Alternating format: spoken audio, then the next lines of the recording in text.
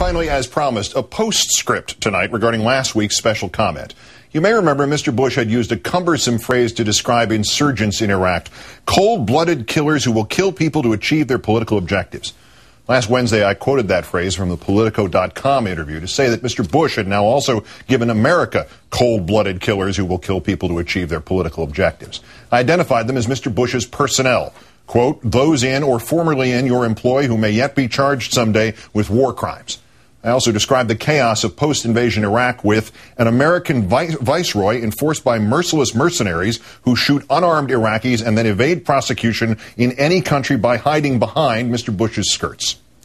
No writer nor broadcaster is ever as precise and clear as he thinks he is. Television goes by quickly, and the viewer is not provided a copy of the script. So it is possible that reasonable viewers might have been confused by exactly to whom I referred, especially considering that I edited the original line, which was, Mr. Bush, at long last, has it not dawned on you that the America you have now created includes cold-blooded killers who will kill people to achieve their political objectives? They are called your cabinet and your Pentagon.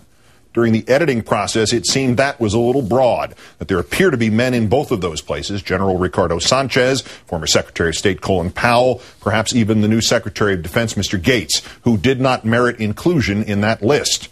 Obviously, my use of Mr. Bush's phrase, cold-blooded killers, did not refer to U.S. troops.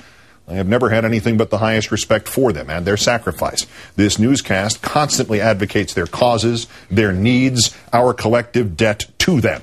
And we constantly call out the administration on its failures to honor them, to protect them, to stop the Pentagon from sticking a Band-Aid on those whose hearts and minds are broken and send them back for another tour. The U.S. troops in Iraq, even those few who have done bad things there, are still victims in this equation, and most are the proverbial innocent bystanders. My use of Mr. Bush's phrase, cold-blooded killers, referred not to them, but rather to those former and current members of Mr. Bush's administration and Pentagon who so irresponsibly unleashed the hounds of war and may indeed someday face war crimes trials. And that phrase, merciless mercenaries, seemed to be self-explanatory. Neither are these U.S. troops, not when there are, literally, mercenaries in Mr. Bush's employ, principally from Blackwater, USA, who literally shot unarmed Iraqis, most infamously in a massacre in Baghdad last September.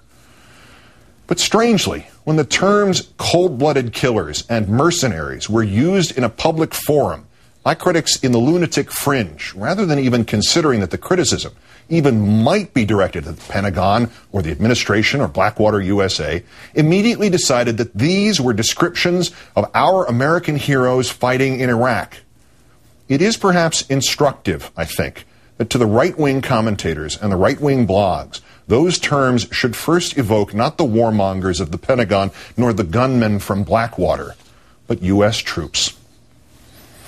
I cannot imagine that kind of evil knee-jerk reflex.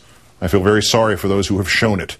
It seems to me that these right-wingers have inadvertently shown their true colors, their instinctive hatred for and contempt for those self-sacrificing Americans who have been needlessly placed in harm's way by these very commentators and the politicians they support. They hear criticism of our nation's collective conduct in Iraq, and they immediately assume it's the fault of the soldiers. In the wake of an insult that exists only in their minds and never in my words nor in my heart, there remains, I think, only one question to ask. Laura Ingraham and Mark Levin, why do you hate our troops? Good night and good luck.